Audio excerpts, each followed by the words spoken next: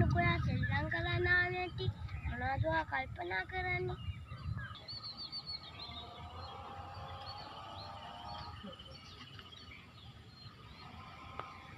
බලන්නකෝ නිපු මගේ අතින් පව් වැඩක් වුණානේ.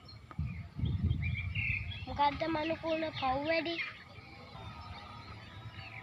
මම පාඩම් කරන්නේ කියලා අම්මා මට ගැව්වනේ. ඒ හින්දා මං අම්මාව තල්ලු කරා. ඒකට මට හරි දුකයි. දුක් වෙන්න එපා මනුක. අපි වැරද්ද හදාගමු. දෙමව්පියෝ අපිට ගානේ අපිව හදාගන්නනේ. ඕනිපු මං කරපු වැරද්ද දැන් මට තේරෙනවා. අපි දෙමව්පියෝ කියන දේ ආගෙන හොඳට ඉගෙන ගන්න ඕනි මනුක.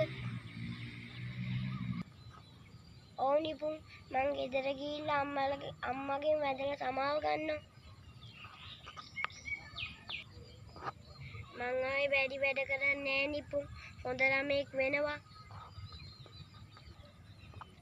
අපි දැන් ගෙදර යමු අනුක. හෙට සෙල්ලම් කරන්න එමු. ඔයාලා දන්නවද මේ ලෝකේ උතුම් වස්තුව අම්මා. හැමෝටම ආදරේ බයි.